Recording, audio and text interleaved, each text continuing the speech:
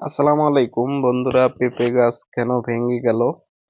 আপনারা এই ভুল করবেন না। এই যে দেখেন, আমাদের পেঁপে গাছটা ভেঙে গেছে এবং এই যে পেঁপেগুলো দেখেন কত বড় বড় পেঁপে হয়েছিল। এবং কেন ভেঙে গেল, কারণ কি সবকিছু বলবো। অনেক খারাপ লাগতেছে। পেঁপে গাছটা কিছুদিন আগেও দেখছিলাম, তো এই যে দেখেন এটা ভেঙে পড়ে গেছে। তো বন্ধুরা, ভেঙে পড়ে যাওয়ার কারণ হচ্ছে বাঁশের খুঁটি দেওয়া হয় নাই এবং গাছটা অনেক লম্বা হয়েছিল। এই যে দেখেন কত বড় বড় পেঁপে, খারাপ লাগতেছে। কয়দিন পরে কিন্তু এই পেঁপেগুলা পেকে যাইতো। তা বাঁশের খুঁটি না দেওয়ার কারণে ভেঙে পড়ে গেছে। তা আপনাদের মাঝে শেয়ার করতেছি, আপনারা এই ভুল করবেন না।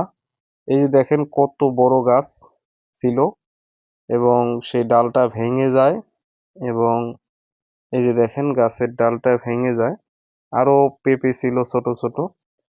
তাই এখানে একটা ছোট্ট পাখি বসেছিল, সঙ্গে সঙ্গে ভেঙে গেছিল, আমি দেখছিলাম কিছুক্ষণ আগেই। তা অনেক খারাপ লাগতেছে, যা আপনারা এই ভুল করবেন না।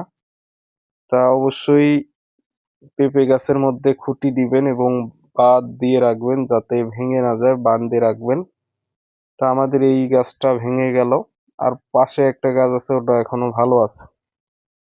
তা আপনাদের যদি এরকম পেঁপে গাছ থাকে তা অবশ্যই খুঁটি দিয়ে বাঁধে দিবেন, না হলে কিন্তু আমার মতো এরকম হবে। প্রাকৃতিক দৃশ্য দেখাইলাম। সবাই ভালো থাকবেন। আসসালামু আলাইকুম।